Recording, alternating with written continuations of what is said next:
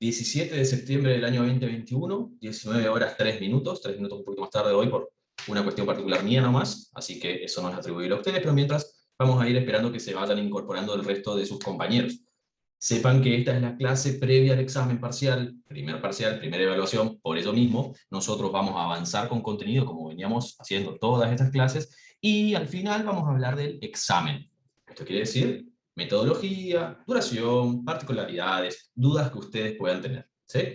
El temario, primera duda importante, o sea, temario a evaluar, va a ser hasta lo que demos hoy, inclusive. Vamos a terminar la unidad temática número 2 y vamos a comenzar con la unidad temática número 3, como dijimos momentos antes, o sea, clases anteriores.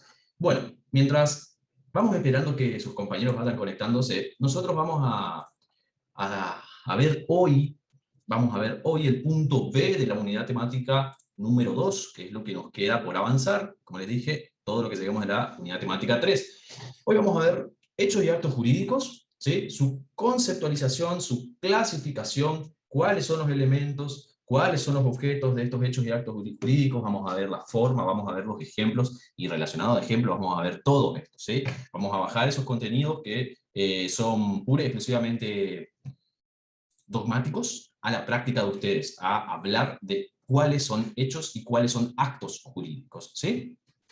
Van a ver como cuando nosotros veíamos en economía, ¿Pardo? Ah, bueno, perfecto, gracias por avisar. Bueno, van a ver que como cuando nosotros veíamos en economía, desde que una persona se levanta hasta que se acuesta, e inclusive durmiendo, realiza actos económicos y bueno, realiza también actos o hechos jurídicos.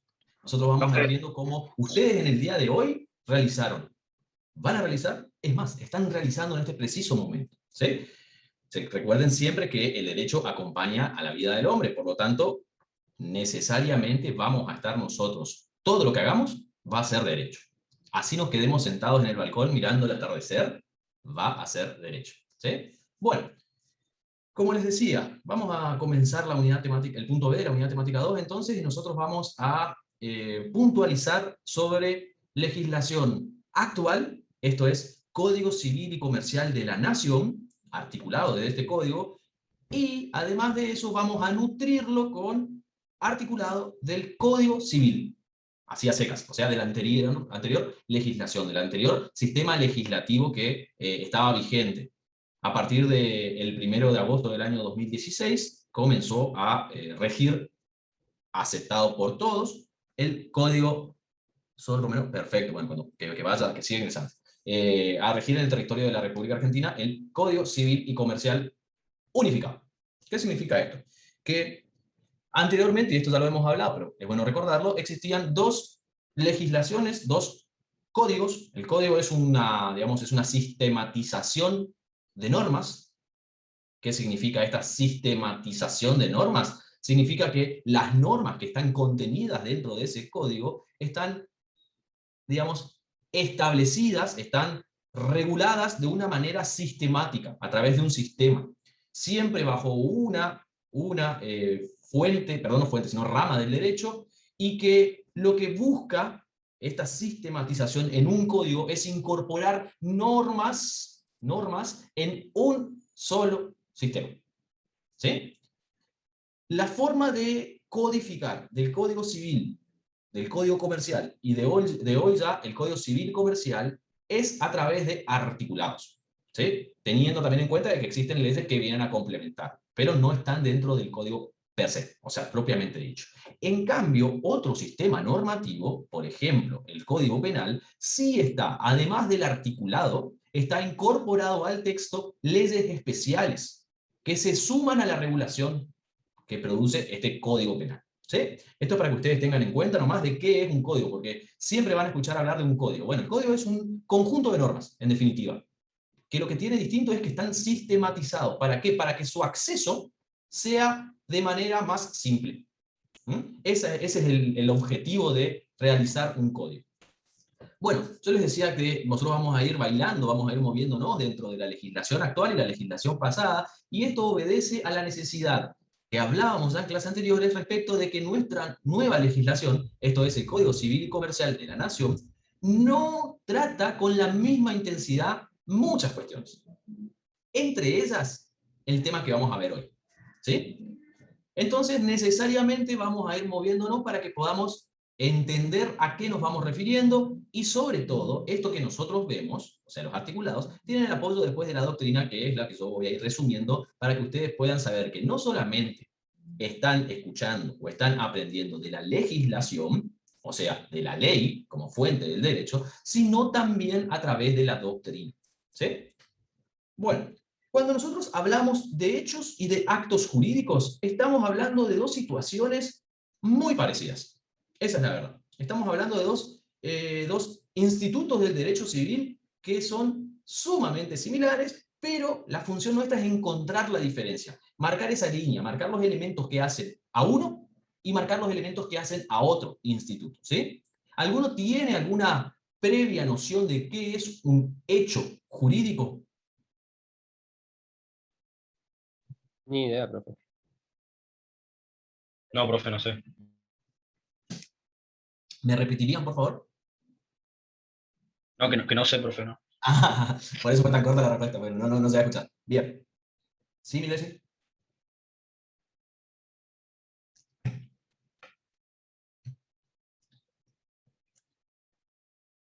Ahí Milesi empieza a realizar una aproximación a esta conceptualización y dice, no te preocupes, yo replico tu idea y siempre que replico le trato de dar una pintadita de cara y que quede mejor, ¿no? Una remochadita para que parezca más exactamente una subida. Bueno, dice, son los actos de las personas que se pueden juzgar mediante la ley. Bueno, acá vamos a hacer una pausa, porque nosotros estamos hablando ahora de hechos jurídicos, no de actos jurídicos, ¿sí? Y vamos a ver esta misma confusión, llamémosla, no es una confusión, sino este mismo yerro se da porque todavía no empezamos a desandar este camino. Cuando hablamos de hechos, no solamente hablamos de acontecimientos de personas, realizadas por personas, o sea, por seres humanos. También estamos hablando de acontecimientos naturales. ¿Sí?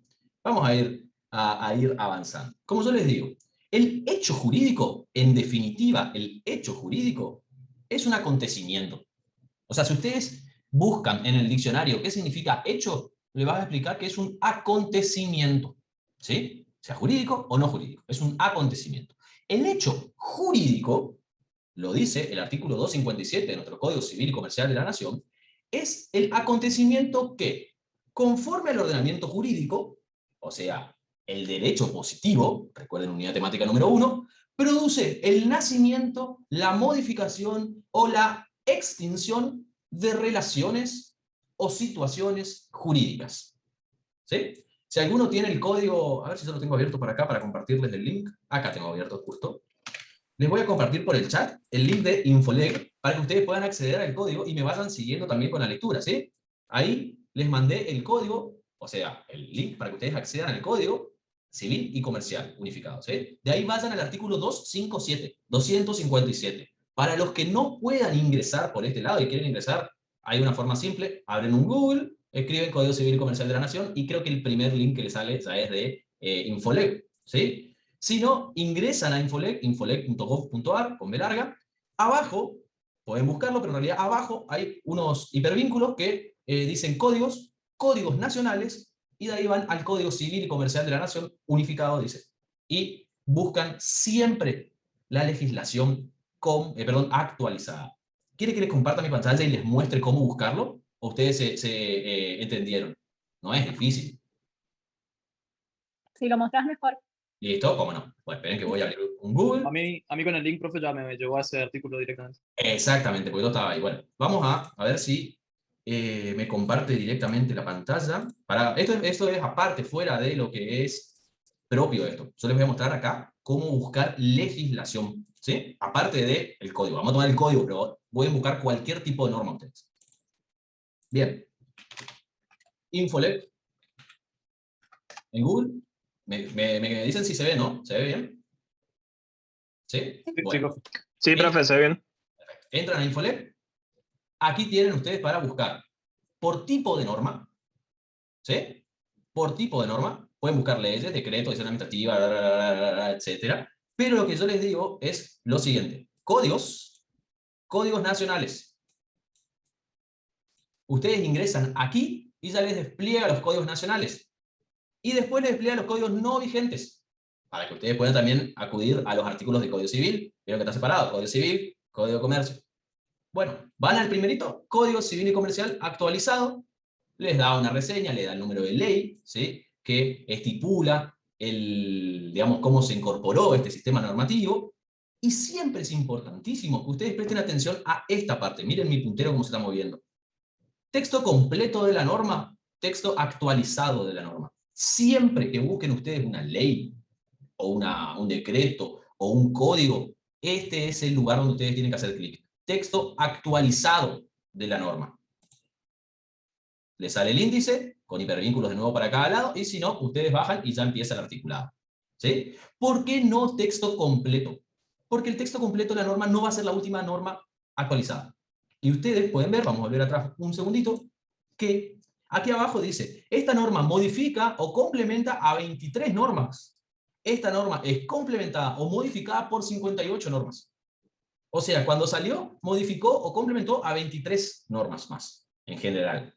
Y desde que salió fue complementada o modificada por 58 normas. Si ustedes, en vez de hacer clic aquí, hacen clic aquí, o sea, en texto completo, corren el riesgo de no tener el código último actualizado. O, si están buscando una ley especial, lo mismo. ¿Sí? ¿Me siguieron?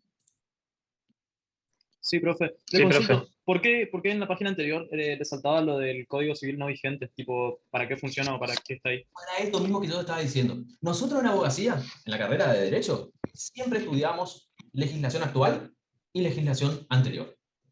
Es sumamente útil para el estudio, para la explicación de la abogacía, hacer esa diferencia, ese viaje entre la legislación anterior y la legislación actual.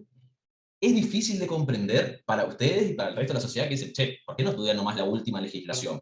Lo más sencillo es, che, agarro el último código y estudio acá. Bueno, ustedes ya saben, por lo que yo les expliqué varias veces, que el último código es bastante más pequeño que el Código Civil y el Código Comercial separado.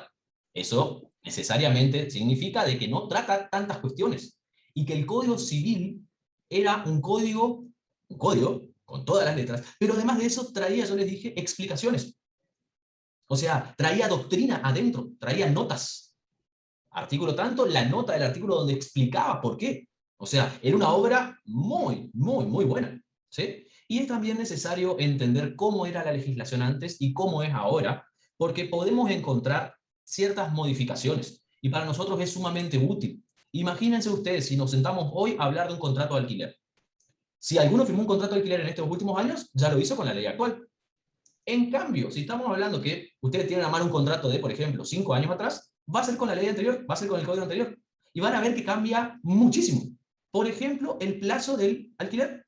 Antes era 2 años para vivienda, o sea, un alquiler para vivienda común, 3 años para un alquiler, para un inmueble destinado a uso comercial. Mínimo estamos hablando, ¿no? De mínimo. Hoy todo se verifica en 3 años, de mínimo, independientemente de cuál es la finalidad que ustedes le van a dar, si va a ser un uso comercial o van a habitar ese inmueble. Las formas de determinar ese contrato de locación, las compraventas, cómo están reguladas hoy. ¿Sí? Por eso es necesario que nosotros, abogados, sepamos cómo íbamos a vivir. Y ahora, en esta clase, ustedes van a ver cómo yo estoy hablando, como la clase anterior, mucho de legislación anterior, porque está muy explicado y es más fácil a ustedes acudir, ahora sobre todo que ya vieron cómo se hace, a Infolet, al código anterior y poder leerlo. ¿Sí? Y poder comparar también con el Código Civil y Comercial de la Nación. Bueno, ya están en el 257 entonces del Código Civil y Comercial de la Nación. Plántense ahí y recuerden lo que fue mi concepto. ¿Sí? Yo les decía que el hecho jurídico es el acontecimiento que, conforme al ordenamiento jurídico, produce el nacimiento, modificación o extinción de relaciones o situaciones jurídicas.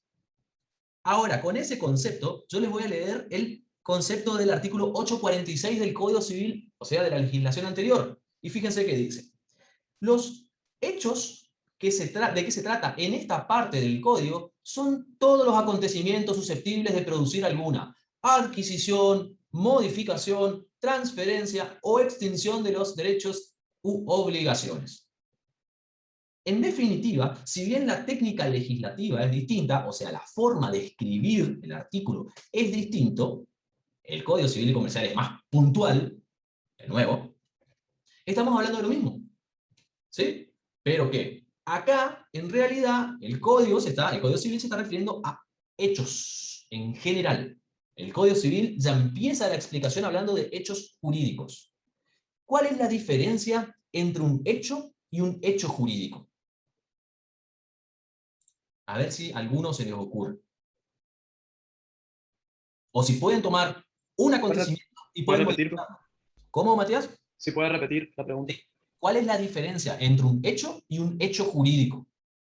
O, si desean tomar un acontecimiento y explicar cómo ese mismo acontecimiento puede ser un hecho o puede ser un hecho jurídico. Plántense en el artículo 257 del Código Civil y Comercial.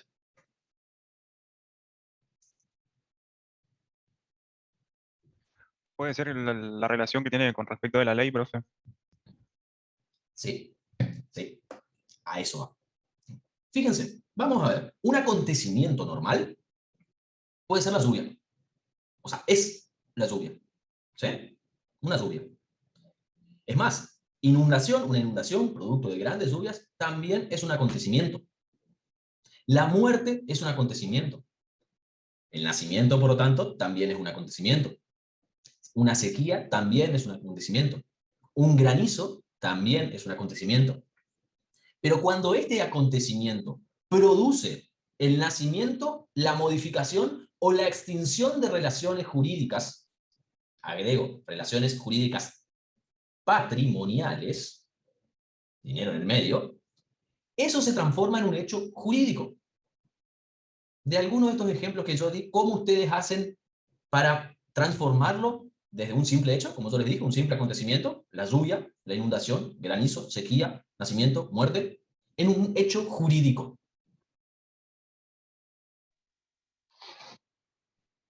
Y puede ser, profe, de que, por ejemplo, el tema del granizo, contratás un seguro contra el granizo y lo que te causa el granizo es que se te rompa el auto. ¿Sería Exactamente. eso así o no? Más Exactamente. o menos. El O sea, hecho... tiene que haber otra parte también para que se cumpla eso, ¿no? Exactamente. Ahí vamos a llegar a terminar la idea. En el hecho, a simple, secas, así nomás, el hecho es un acontecimiento que no genera ninguna responsabilidad, ningún derecho ni ninguna obligación. ¿Sí? Por ejemplo, el granizo. Si ahora cae granizo, no pasa nada. Es un simple hecho. Ahora, si yo tengo mi vehículo en la vía pública, en donde sea, y tengo asegurado, como dijo Ángel, contra granizo, y ese hecho me produce a mí un daño en el vehículo, lo que pasa es que se produce un nacimiento de una relación jurídica. ¿Me siguieron? ¿Cuál es el nacimiento de una relación jurídica? Mi aseguradora va a tener que responder por los daños que sufra mi vehículo. Lo mismo sucede en el campo, cuando se asegura una cosecha. Por ejemplo, por también granizo, por inundaciones, por sequías. Si yo no tengo ese contrato de seguro, va a ser un simple hecho. Y bueno, perdí la cosecha. Ahora, si yo tengo ese contrato, ese hecho se va a transformar en un hecho jurídico. Esa lluvia abundante que termina siendo una inundación y me perjudica la cosecha, va a ser un hecho jurídico. ¿Por qué? Porque está creando, o sea, dando nacimiento a una relación jurídica patrimonial. ¿Sí? También podría ser que modifique una relación jurídica patrimonial. Yo tenía establecido vender a tal valor porque iba a ser tal calidad, de tal calidad mi cosecha. Bueno, la sequía lo que hace es mermar la calidad y mermar la cantidad. Está modificando un contrato, por ejemplo, que esté bajo esos parámetros. ¿Sí? Ahí ven como un simple hecho se transforma en un hecho jurídico. Siempre que pueda hacer esto. Nacer, hacer nacer, ¿sí? Modificar o extinguir relaciones o situaciones jurídicas, dice el artículo 257 de nuestro Código Civil y Comercial. ¿Sí? Por ejemplo, un rayo.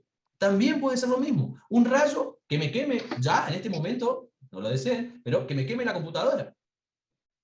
Yo no tengo seguro contra ninguno de estos imprevistos. Por lo tanto, va a ser un hecho simple. Ahora, si yo tuviera un seguro, por ejemplo, contra, no sé, estos acontecimientos, sí, se transformaría en un hecho jurídico. Franco, ¿vos activaste tu micrófono? ¿Querés participar? Sí, yo le quería preguntar, ¿cuándo hay un hecho en el que hay dos personas relacionadas? ¿Cuándo dos personas, al relacionarse, no generan un hecho jurídico? cuando dos personas al relacionarse no Profe, generan un hecho jurídico. puede ser que, por ejemplo, cuando dos personas están en pareja, así informalmente, no generan un hecho jurídico, pero cuando se casan, por ejemplo, ahí sí. Esperen que estamos ya entrando a la línea muy fina que de lo que es el acto jurídico, ¿sí? Esperen, porque casarse, o sea, contraer matrimonio, ya es un acto jurídico, ¿sí? Fíjense que nosotros estamos hablando de hechos, ¿sí? ¿Qué ejemplo puede ser de dos personas si yo tomo mi cortadora de pasto y empiezo a cortar el pasto de mi vecino? O sea, de mi propiedad y avanzo a mi vecino, ¿sí? Y no le pido después de la retribución, che, o sea, pagame la nafta, pagame la hora. Nada. Un hecho simple, que puede transformarse si hubiera un contrato, o si hubiera un contrato que puede ser verbal, ¿eh? Un acuerdo de voluntades se podría transformar en un hecho jurídico, ¿sí? Pero vamos a seguir con el análisis este. Entonces nosotros ahí ya vimos que para hablar de un hecho, necesariamente vamos a encontrar estos tres elementos. Y esto, grábense a fuego en la cabeza. Primero, necesario un acontecimiento, ¿sí? Primero, un acontecimiento. Segundo, un efecto jurídico producido a raíz de ese acontecimiento. ¿Sí? Estamos hablando de los hechos jurídicos, ¿eh? Un acontecimiento y un efecto jurídico producido a raíz de ese acontecimiento. Y lo que une a estos dos elementos es el tercer elemento que está en el medio, que es la relación de causalidad jurídica entre el hecho y los efectos. Entre el acontecimiento y los efectos que éste produce. Esa relación jurídica, en los ejemplos que nosotros hablamos, son los contratos de seguro. ¿Me siguieron? Esto habla Brevia, es un autor argentino que estipula estos tres elementos que dicen, entonces, repito, por un lado tenemos principalmente el acontecimiento. Después, al final, tenemos ese efecto jurídico que produce el acontecimiento. Y tiene que haber algo que una a el acontecimiento con el efecto jurídico. Y ese algo es la relación de causalidad jurídica entre el acontecimiento y los efectos. ¿Sí? El código anterior Código Civil, hablaba también de hechos humanos para diferenciarlo de los hechos, de los simples hechos que vimos antes, ¿no? Por ejemplo, el granizo, ¿sí? Y decía que los hechos humanos, primero, obvio que son los producidos por seres humanos. Pueden ser voluntarios e involuntarios. ¿Cuándo son voluntarios? Cuando son ejecutados con discernimiento, intención y libertad. Estos tres elementos van a escucharme a mí repetir varias veces, porque son los elementos de la voluntad.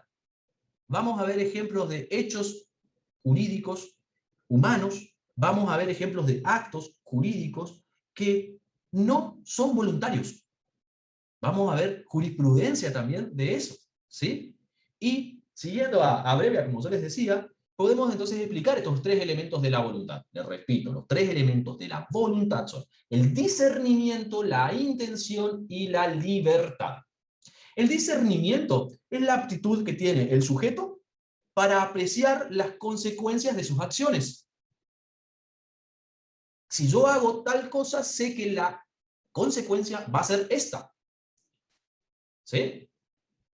La intención es el conocimiento de hacer algo concreto. No es el deseo, ¿eh? Porque el deseo quedaría con ese anhelo. Al hablar de intención, es decir, yo conozco y voy a hacer un acto concreto, o sea, un acto determinado. Y por último, la libertad es cuando el sujeto puede optar sin coacción, o sea, sin fuerza de afuera, entre una o más acciones para llegar a una determinación. Repito, la libertad es cuando el sujeto entonces puede optar sin coacción alguna de entre varias determinaciones. ¿Sí? ¿Entendieron estos tres elementos? Si falta uno de estos tres elementos, no hay voluntad. Si está viciado alguno de estos tres elementos, no hay voluntad. Por lo tanto, un hecho o un acto no puede ser considerado voluntario. rápido. Si me ponen a mí una pistola en la cabeza y me hacen firmar un contrato, en el cual donde yo vendo mi camioneta, ese contrato es válido. En parte sí, porque lo estás firmando, pero estás siendo obligado, digamos. Exactamente. Cuando yo pueda acreditar la violación a mis elementos de voluntad, sobre todo al último que nosotros vimos, libertad, ese contrato no va a poder tener peso. O sea, no va a poder producir sus efectos. El efecto del contrato, en el ejemplo, era transmitir la propiedad del vehículo, ¿no? Además de eso, yo puedo decir que no tuve intención tampoco de firmar ese contrato. ¿Sí? O sea, el contrato es válido hasta que se demuestre lo contrario, digamos. Sí, sí, exactamente. Pero ¿qué sucede? Hay situaciones muy fáciles de acreditar la invalidez de un acto. Pero hay otras situaciones donde es mucho más difícil. Por ejemplo, mirá, yo me fui a una casa de electrodomésticos y para sacar en cuotas, como yo no tengo recibo de sueldo, no estoy en blanco, nada, me pidieron que firme pagarés. Yo firmé los pagarés, pero estaban en blanco. Yo no sabía el valor, nada. ¿Cómo yo, en un juicio, acredito eso? ¿Sí? Matías, vos te presentás con tu abogado y me querés ejecutar los pagarés. Y decís, mira, acá está la firma de Javier Roy. Che, pero pará, Javier dice que no firmó eso. No sé, acá está la firma. Está el valor, está el lugar, está el monto, está todo. Está bien, completo. Bueno, es muy difícil de probar. Es muy difícil de probar. ¿Sí? ¿Por qué? Porque esto es una práctica habitual, pero por más de que sea una práctica habitual, no es una práctica correcta. Ustedes siempre que firmen algo, parece lógico, pero hay que hacer esta explicación, siempre que firmen algo, lean. ¿Sí? Lean. Nunca, además de eso, firmen nada en blanco. Nunca dejen espacio de su firma. Por ejemplo, mira, acá tengo, esto es del cuatrimestre pasado. Yo les voy a mostrar una hoja y les voy a mostrar a dónde firmarían ustedes. Vieron que luego de esta parte hay un espacio en blanco. Si ustedes firman aquí, están dando la posibilidad a las partes a completar este espacio en blanco, con lo que uno desee. O sea, con lo que uno desee me refiero a la otra parte. En cambio, si ustedes firman inmediatamente de donde finaliza y su trazo de la firma rosa el último renglón, les impide a la otra parte poder incorporar algo a un contrato. Tip jurídico que les puede hacer zafar de $1000. Zafamos la cuota ahí, profe. ¿Cómo? Zafar la Zafamos cuota. la cuota de este mes con ese tipo. y muchas cuotas más pueden llegar a zafar. Pero zafaron por Javier Roy, no por la UCE, que quede grabado eso que no es. Porque la UCE no le hizo zafar. Pero fíjense cómo, si ustedes me firman abajo y yo tengo mala fe, en contra del principio de buena fe, por supuesto, que tiene que reinar en todo acto jurídico, puedo completar. Y puedo decir que puedo agregar una cláusula más al contrato. Puedo decir, todas las cláusulas anteriores no valen, y vale esta. El valor del alquiler es de 5.000 en vez de 2.000. ¿Sí? O puedo poner que se va a pagar, no sé, en otra fecha. O puedo poner lo que yo quiero. En definitiva, puedo poner lo que yo quiero. Por eso, siempre firmen pegado al texto. Por más de que digan, no, firmame acá abajo, por favor. No, más aún desconfíen. ¿Sí? Siempre firmen. Yo no sé cómo es su firma. Mi firma es ascendente, a propósito, para que el último trazo toque el renglón. Y ahí ustedes cierran eso. Para los que practican una vida comercial, esto es tal vez ya conocido. Si no lo conocían, empiécenlo a practicar. Para los que no son civiles puramente, también sepan que esto es necesario saber. ¿Sí? Probablemente, y esperemos, no les incorporen nada. Pero si les incorporan, problema, grave problema. ¿Sí? Ustedes sabrán que, por ejemplo, les decía... ¿Sí? ¿Franco? Sí. Perdón que le interrumpa justo, pero ¿qué pasa cuando nos dan una copia de un contrato, por ejemplo, en la que se firma el original y la copia? Si yo tengo la copia, el tipo, por más que quiera agregar, yo tengo la copia. No. Sí. Ahí no tiene por qué. Ahí no tiene posibilidades. Pero, las copias son de igual tenor. Pero ¿qué pasa si vos perdés tu copia? Puede pasar, bueno. Puede pasar. Sí, puede pasar. O del otro lado, vos sos el que querés modificar.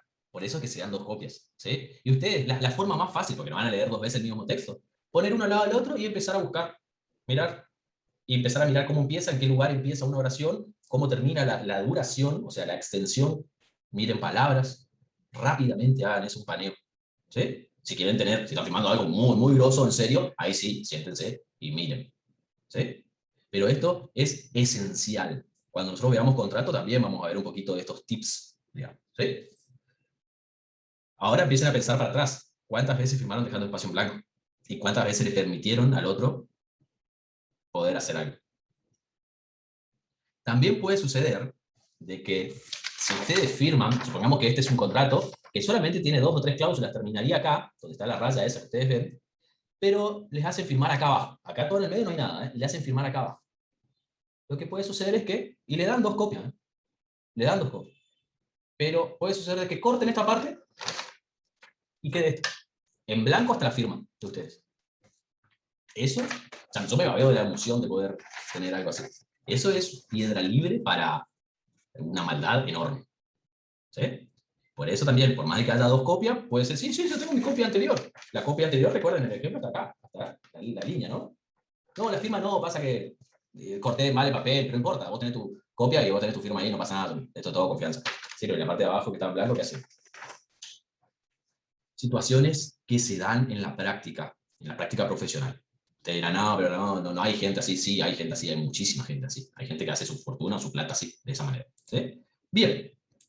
Bueno, vamos a ir entonces siguiendo con la lectura del código, y fíjense que en el artículo 260 habla del acto voluntario. ¿Sí? El acto voluntario, dice, es el ejecutado con discernimiento, intención y libertad, que son los 3 elementos que yo les dije que explicaba previa de esa manera. ¿Sí? Y agrega algo más, que se manifiesta por un hecho exterior. ¿Sí? Por ejemplo, la firma del contrato. ¿Sí? Ahora, seguimos con lo que son los hechos lícitos e ilícitos. Los hechos lícitos e ilícitos. Porque siempre que hablemos nosotros de hechos voluntarios, vamos a ver hechos lícitos e ilícitos. Entiéndase, hechos voluntarios lícitos y hechos voluntarios ilícitos. Esto está aplicado en el artículo 898 del Código Civil, no en la legislación actual, y dice que son actos lícitos las acciones voluntarias no prohibidas por la ley. De acá viene la premisa esa de que todo lo que no está prohibido está permitido. ¿Sí? Todo lo que no está prohibido está permitido. No hace falta que una norma permita a la persona hacer algo. Lo que es necesario es que prohíba. Esto tiene su correlato, su apoyo jurídico en los parámetros fundamentales, en la Constitución Nacional, aparte de los tratados internacionales y demás que vinieron después, en la Constitución Nacional, en los principios de libertad del hombre y la mujer, por supuesto, ¿eh? En lo que es el preámbulo de nuestra Constitución Nacional, ya parte con esto. ¿Sí? Y siempre, para que sea un hecho voluntario, tiene que generar una adquisición, modificación o extinción de derechos, que es como palabras similares, que es como usaba el Código Civil y Comercial en el 257 cuando hablaba de nacimiento, modificación o extinción. Entonces, para que ustedes puedan entender, vamos a hacer uso de la, a ver si puedo ir hasta, a ver. Pizarra. Perfecto. Ahí. Por un lado, entonces, teníamos nosotros, esperen que encuentro dónde escribir, acá, ¿sí? Los hechos naturales. Después de eso vimos, ¿qué cosa? Los hechos humanos. ¿Sí? ¿Me van siguiendo? Recuerden, 257, ¿sí? Sí, profe. ¿Sí? Ah, bueno. De los hechos humanos, ¿qué tenemos? ¿Qué posibilidades tenemos? A ver dónde tengo la flechita. Voluntarios e involuntarios. Exactamente. Vamos a dibujar una flecha. Tuc y tuc. Tenemos entonces los voluntarios y los involuntarios. Dentro de los voluntarios, otra vez flechita, tenemos los lícitos y los ilícitos. ¿Me siguieron? Vamos a explicar esto. Entonces tenemos, los hechos pueden ser hechos naturales o hechos humanos. ¿Sí? Estamos hablando ya de también de lo que son hechos en general, ¿sí? Cuando hablamos de hechos jurídicos, también pueden ser hechos jurídicos naturales o hechos jurídicos humanos. Siempre que hablemos de hechos jurídicos humanos, van a ser voluntarios o involuntarios. Depende de si reúnan los tres elementos que son esenciales para hablar de la voluntad. ¿Cuáles eran? Intención, Discernimiento, ¿Sí? Libertad. intención y libertad. libertad. Ahí está. Si se reúnen esos tres elementos, van a ser hechos humanos voluntarios. ¿Sí? Si son hechos humanos voluntarios, pueden ser ilícitos, cuando van en contra de la norma, o lícitos, cuando están permitidos por la norma. Este pequeño cuadrito es para que ustedes puedan tenerlo en mente. Por favor, no lo olviden. Ténganlo presente, porque vamos a seguir viendo. Bien, continuamos. Ahora sí ya vamos a empezar a hablar de lo que es un acto jurídico. Y fíjense que el 259, nosotros pasamos del 257 al 260, un artículo menos ahora al 259. Dice, acto jurídico es el acto voluntario lícito. ¿Recuerdan el cuadrito? Lícito. Miren cómo iba siguiendo así. Lícito. Sí. Que tiene por fin inmediato la adquisición, modificación o extinción de relaciones o situaciones jurídicas. Siempre para que sea un hecho o un acto jurídico, tiene que ser esa última parte. Tiene que dar nacimiento, modificar o extinguir, o tiene que permitir la adquisición, la modificación o la extinción ¿de qué? De relaciones jurídicas. El Código Civil agrega situaciones jurídicas. Apreciación mía, no me convence tanto la palabra de situación jurídica, sí me gusta más porque es nuestra capacitación, nuestra formación de primer año ya de hablar de relación jurídica. Porque el derecho es una relación, como nosotros vimos, entre, por ejemplo, conducta intersubjetiva. ¿Sí? También podemos decir que son situaciones que se dan entre los sujetos y demás, sí, pero ustedes pueden decirlo de las dos maneras, yo voy a entender que es correcto de las dos maneras porque así lo es. ¿Sí?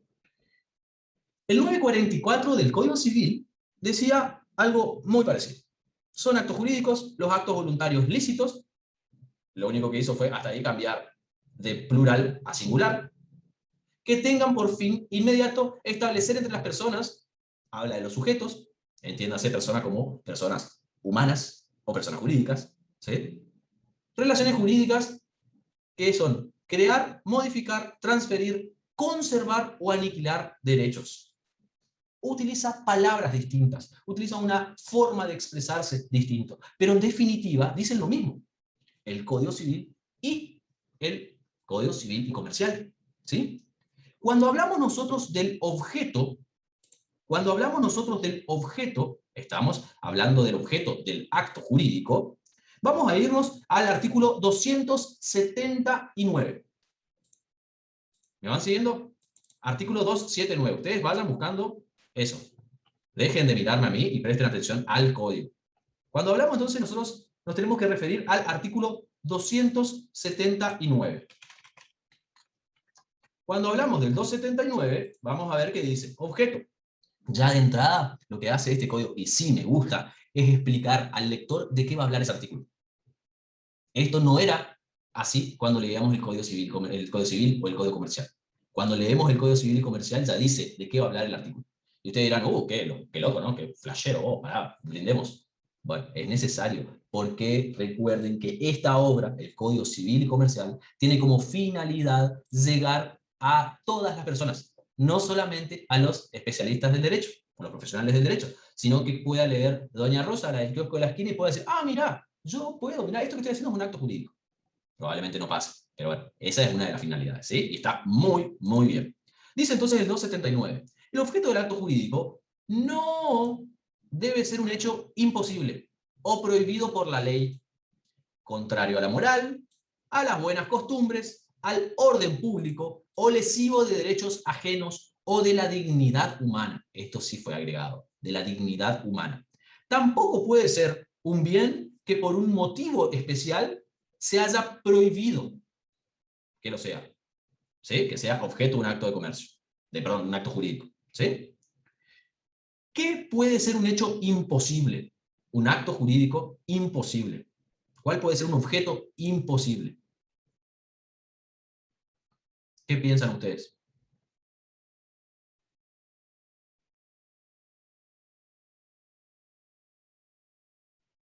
bajarle la luna. Hoy es viernes. Creo que ya hay... ¿Un robo? No, eso es posible, pero no es un hecho jurídico, o sea, no es un acto jurídico voluntario lícito, es ilícito. ¿Sí? Pero bajarle la luna, cuando le prometan la luna, a las señoritas, en los típicos chamullos del boliche, ya no. Imposible, no puede ser un acto jurídico. Volá acá, decir. El 279 te dice que no es un acto jurídico, no puede ser un objeto, así que con esto no me vengas. ¿Sí? Por ejemplo, hoy, yo digo, hoy ya mismo les vendo un pasaje a la luna. No puede ser. Fuera de los hechos esto del Discovery X, no sé cómo se llama, que es este cohete que llevó a 4 civiles a dar una vueltita ahí por afuera. Bueno, pero hoy es imposible. Por lo tanto, hoy no puede ser un objeto de un acto jurídico. ¿Sí? Un objeto de un acto jurídico no puede ser un acto contrario a las normas, a las buenas costumbres. Por ejemplo, vamos a hacer un contratito mediante el cual vos generemos derechos y obligaciones. ¿Cuál sería el objeto? La compraventa de estupefacientes. ¿No? Es un hecho prohibido, eso está prohibido, está fuera del comercio, está fuera de lo que está permitido. ¿Sí? ¿Podemos hacer un acto jurídico que denigre mi condición humana? Tampoco podemos. ¿Sí? Esto permite saber, gracias a esta enumeración que hace el código, de qué podemos y qué no podemos. Pero fíjense que el código decide, muy bien, decir, esto no puede ser objeto. Por lo tanto, todo lo demás, sí.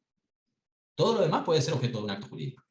Y cuando nosotros vemos el artículo 953 del Código Civil, ya por los números van a ver, 953 del Código Civil decía, de manera bastante más larga, el objeto de los actos jurídicos deben ser cosas que estén en el comercio.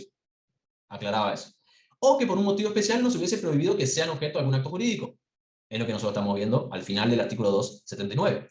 O hechos que no sean imposibles, primera parte del artículo 279. Ilícitos, también. Contrario a las buenas costumbres o prohibidos por las leyes, también. O que se opongan a la libertad de las acciones de la conciencia, dignidad humana, ¿sí? O que perjudiquen los derechos de un tercero, también. Los actos jurídicos que no sean conformes a esta disposición son nulos como si no tuviesen objeto de eso. Pero, en definitiva, el Código Civil y el Código Civil y Comercial hablan de lo mismo. Puede ser un acto jurídico el que yo, por ejemplo, quiera tener con Luciano Pizzarello, mediante el cual yo le diga, bueno, tenés que ir a ingresar a casa de Franco Zampar y traerme... ¿Qué tenés allá atrás, Franco, de que es negro y amarillo, abajo de tus camperas? ¿Una aspiradora? Una aspiradora. Bueno, a traerme esa aspiradora, veo bastante bien. Una aspiradora. Lo importante es tener ordenada en la habitación, ¿no? Porque podía haber salido como el del Ali, el trofeo del Ali ahí. No digo en tu caso, Franco, pero podía haber sido... Bueno. ¿Quién sabe? ¿Quién sabe? Pero, ¿puede ser eso? Y claramente no. ¿Por qué? Porque ya el hecho, el acto que tiene que llevar adelante Nahuel, o sea, Luciano, perdón, es ilícito. Tiene que ingresar a un domicilio, sin el consentimiento, por supuesto, de Franco, para poder traerme ese bien. ¿Sí? Bueno, ahora vamos a ir ya avanzando para ir finalizando y vamos a ver la forma. Cuando nosotros hablamos de forma, tenemos que ubicarnos no solamente hoy, en el tiempo hoy, en 2021, sino trasladarnos al derecho romano. Cuando en el derecho romano se practicaban actos jurídicos, siempre, que estos eran importantes, obvio, estaban imbuidos de ¿qué? De un gran formalismo. No se trataba esta forma como un simple medio de prueba, para los romanos, para tener acreditado el acto, sino que ellos sostenían que si no se llevaba adelante de tal forma, el acto no existía. ¿Sí? Esto es lo que conocemos nosotros como la forma ad solemnitatem. Les voy a escribir acá.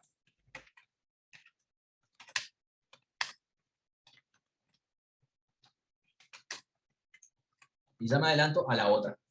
Ad solemnitatem y ad probationem. Fíjense. Los romanos, por ejemplo, para casarse, o sea, para contraer matrimonio, aparte de del acto religioso, digamos, lo que ellos necesitaban era que el pater familia de la mujer entregue, porque era considerada una cosa, eso es en ese momento, a la mujer, al hombre que estaba también con su pater familia. Y esa mujer no quedaba sometida solamente a la voluntad de su marido, sino a la voluntad del pater familia. El pater familia, yo creo que ya les expliqué, era la persona más anciana, el que tenía el poder, generalmente el abuelo. ¿Sí? Fallecía, eso pasaba a una generación más abajo. ¿Sí? Bueno, si no se producía eso y no se recitaba un versito, no me pregunten porque carece de importancia y no lo recuerdo, sí lo he estudiado, es más, se han hecho obras de teatro de eso, respecto a eso, no era posible esa unión, ese matrimonio. ¿Sí? Por ejemplo, nosotros si hoy modificamos nuestro estilo de compraventa de bienes y ponemos que sí o sí tenemos que decir un verso o pasarnos la mano, o por COVID chocar el puño, entre los dos sujetos, comprador y vendedor, eso puede ser una forma ad solemnitatem. ¿Qué significa? Que la forma hace al acto, o sea, el acto es solemne. Hoy, ¿qué tipo de actos encuentran ustedes que tienen una forma solemne hoy en día? A ver si se les ocurre.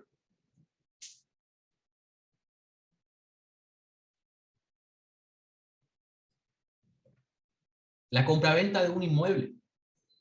Sí o sí tienen que ir ustedes a un escribano público. ¿Sí? Ese inmueble tiene que ser inscripto. Esa escritura que realiza el escribano público tiene que ser inscripta. El matrimonio, lo mismo. La compraventa de un auto, lancha o moto. También de un caballo de carrera. Hay registros especiales para eso. Esos actos, ¿sí? En el caso de los vehículos, profe, igual se puede no ir a un escribano y dejar tipo la carpeta lista para transferir, por ejemplo, y después cuando se vende, le pasa la carpeta con... Claro, el acto formal, o sea, la forma, en ese caso que dice Matías, es la firma del 08. Obvio, con la certificación, o escribano, o en el registro. Pero es eso. Eso es un acto formal. Un acto no formal de compra-venta, yo les vendo mi celular. Es más, ni un contrato hacemos. Yo entrego el celular con el cargador, lo que fuese, y ustedes me dan el dinero. No queda registro por ningún lado. ¿Sí? No hay una forma ad solemnitatem requerida. En cambio, por ejemplo, para el casamiento, ¿sí? Se requiere, además de que esté un oficial público, que es ese funcionario del registro civil, estoy hablando del casamiento que nos interesa el derecho, no el de la religión, el casamiento civil. Y además de eso, los dos testigos. Lo mismo con lo que es hoy la unión convivencial, el viejo concubinato. Para poder inscribirlo, tenemos que tener los dos testigos y tenemos que hacerlo del Registro Nacional de las Personas. ¿Sí? Estas formas, lo que hacen no es probar el acto jurídico, sino lo que hacen es que el acto jurídico exista. ¿Cuál es la diferencia? Que si no se practican estas formas, el acto jurídico no existe directamente. En cambio, las formas ad probationem, la segunda que yo les escribí en el chat, ad probationem, la finalidad es que sea un medio de prueba y no un elemento más esencial del contrato, por ejemplo, o del acto jurídico, sino que lo que me va a permitir ese contrato como documento de la compra-venta del celular que yo decía es acreditar que sucedió. Pero no implica, si yo no lo hago, que el hecho, o el acto jurídico en este caso, no haya sucedido. En cambio, si yo no cumplo con las formas expuestas ad solemnitatem, por ejemplo, para la compraventa de un vehículo, de un auto, ese acto jurídico no existió. Y por más de que Matías se llevó mi vehículo y me entregó el dinero, tranquilamente yo puedo ir a hacer una denuncia de que me robó el vehículo. Porque él no tiene ninguna documentación a su nombre. Esto sucede demasiado en las compraventas de motocicletas y por sobre todo en las compraventas de las motocicletas 110. No estoy siendo, a ver, entiéndanme, no estoy tratando de discriminar ni un sector, ni un segmento de la sociedad, ni un sector, un segmento de operaciones de compraventa de motos. Pero se entregan la moto, sí, tomá, dame tu celular, que me gustó, y te doy 1000 pesos, y sí, tomá, acá te la llave, sí, bueno, fíjate que te voy a patearle 3 veces para que pueda arrancar. ¿Qué pasa? Primer control, papeles. No, pero yo le compré a Javier que recién vengo, inclusive de las compraventas salen así, o sea, de los localcitos que están dedicados a esto. ¿Ah, sí? Bueno, mostrame el 08. No, porque... Bueno, mostrame un boleto de compraventa por lo menos. No, porque... Bueno, vamos a ver qué hacer, vení. Vamos a averiguar con el número de chasis. Una consulta. Tiene pedido captura. Cuando, así como usted está mencionando el ejemplo, cuando le paran para pedirle los papeles con un boleto compraventa, título y 08, a mí me habían comentado que es suficiente. Sí. ¿Eso es correcto? Sí, por supuesto. Siempre que ese boleto, título y 08 esté firmado Por el comprador y certificado. No es que yo te firmé nomás Javier Roy y te puse, sí, metelo HCI. No, no, no. Tiene que estar certificado. ¿Sí, Matías? Por ahí los que hacen compra-venta de motos lo que hacen es no entregarle la carpeta porque ponerle, no sé, venden la moto financiada, entonces le dan la cédula nomás. Y entonces los pibes van, circulan por la ciudad con la cédula nomás y después en el control le paran y no tienen nada, entonces lógicamente ahí le sacan todo. Eso es Pero, esto de secuestro de moto. claro, ¿Sí? Lo hacen también cuando es por cuotas. claro, eso. Pero eso es una práctica comercial que está en contra del derecho. Porque si yo me quiero garantizar el cobro de las cuotas, te firmo un pagaré, o sea, te hago firmar pagarés, no sé, te busco otra forma para garantizarme eso. ¿Sí? Pero Sí, no es te una puedo forma dar de, mal la documentación. claro, es una forma informal de asegurarse de que el otro te va a pagar las cuotas, pero si el otro le sacan la moto y no te paga las cuotas, es como que te perjudicas vos nomás. Exactamente, exactamente. Hablo yo de las motos 110 o la moto de baja cilindrada, ¿por qué? Porque es lo común, es lo que encontramos nosotros en gran cantidad. Pero también sucede con los vehículos. Se secuestran muchos vehículos porque no tienen la documentación. No hace falta, como dijo Gaspar, creo que fue, que tengan la transferencia hecha a su nombre. Pero sí que tengan por lo menos hecha la venta del otro. ¿Sí? Pasa también cuando, ¿qué pasa? Si yo me quiero ir a vender, por ejemplo, mi camioneta a un revendedor, yo, si le entrego el vehículo, lo que voy a tener que hacer es entregarle el 08 firmado por mí y certificado, del lado del vendedor, con todos los datos míos y del vehículo. ¿Sí? Cosa de que él, cuando consiga comprador, le pueda entregar esa documentación, sumado a las otras documentaciones, y se pueda hacer la operación de manera correcta. O si, por ejemplo, tienen que llevarlo, trasladarlo a hacer la revisión obligatoria, me refiero no solamente a la revisión, la RTO, la de tránsito obligatoria, sino también a la revisión que realiza la policía de Chaco, con formulario 12, si no me equivoco. Chaco, Corrientes ya no sé, también lo hace con Sí, el lo mismo. formulario, eso. Claro, porque el formulario es a nivel nacional, es del registro. También tiene que tener una acreditación, por más de que le pare, porque si le paran un control, le van a decir, sí, no, pero estoy llevándolo ya a hacer la revisión. Ah, ¿sí? ¿Y tener una documentación? No, perfecto. Primero lo que van a hacer es buscar a ver si tiene un pedido de secuestro de ese vehículo. Si no tiene, y están cerca del lugar, y se ve una predisposición, se ve que es una persona que se dedica a eso, probablemente pueda seguir la marcha, ¿sí? Pero en este tipo, si estamos hablando de 110, seguramente van a hacerlo más fácil y secuestrar el vehículo. Y después lo van a buscar el dueño. Y el dueño capaz que va y retira la moto y le dice, sí, tomá, porque yo te la vendí a vos. Y van a volver lo mismo, si no firman los documentos no, van a volver lo mismo. Pero fíjense que eso son elementos que hacen a la forma ad solemnitatem, no hacen a la forma ad probationem. En cambio, si hablamos, por ejemplo, de una bicicleta, el contrato, mínimo contrato, que diga las características de la bicicleta, y, por ejemplo, que se entregó todo el dinero y listo, y la fecha, el lugar, y quiénes son las personas, hace a la prueba. Entonces, si yo lo adquirí a esa bicicleta como un tercero de buena fe, y después resulta que esa bicicleta era, por ejemplo, robada, yo tengo la propiedad de buena fe. ¿Sí? ¿Me siguen? Ahora, si yo no tengo forma de probar que yo adquirí de buena fe, seguramente me van a secuestrar el vehículo, la bici, y hasta tal vez me podrían imputar de, por ejemplo, encubrimiento, un delito. Leve, pero un delito firme. ¿Por qué? Porque no me pueden acreditar que yo haya sido el que robé o el que hurté, pero sí tengo un bien fruto de un delito. Encubrimiento. ¿Sí? Importante cuando ustedes, si es que ustedes llegan a comprar estos objetos, siempre traten de firmar algo. Y por supuesto que si pueden tener acceso a la factura, golazo. O sea, si le pueden entregar la cosa, sea un ventilador de techo, lo que sea, con factura, a nombre de, y aún más de que sea el vendedor, perfecto. Firman, se sientan en la compu, firman un papel, escriben, 5 articulitos simples, y se solucionan un posible problema. ¿Sí? Es importantísimo. La gente no lo hace. La gente compra y vende cosas como si nada. Después pueden venir los problemas. ¿Alguna ¿Alguna pregunta? Sí. ¿Qué pasa si, por ejemplo, te dan una factura, pero una factura X, ni siquiera... ¿qué hacemos ahí? Bueno, lo que ahí empieza a jugar es cómo las pruebas, o sea, los elementos probatorios, se van disminuyendo en el peso, por decirlo. La factura A nombre de Javier Roy tiene un peso más grande para acreditar eso, para probar, para probar. Ahora, si vos tenés un remito que dice consumidor final, hay formas de acreditar igual. A ver, me voy al local, yo que estoy investigando, por ejemplo, la comisión de un delito, o ustedes decís, che, escuchá, no le van a acreditar, es porque el que emitió un remito es porque no emitió factura directamente. No está haciendo bien las cosas. Pero bueno, pero, che, este remito número 57, ¿tiene tu correlato ahí en tus papeles? Sí, mirá, yo vendí la bicicleta, pero mirá, como, di, o solamente por remito. Bien.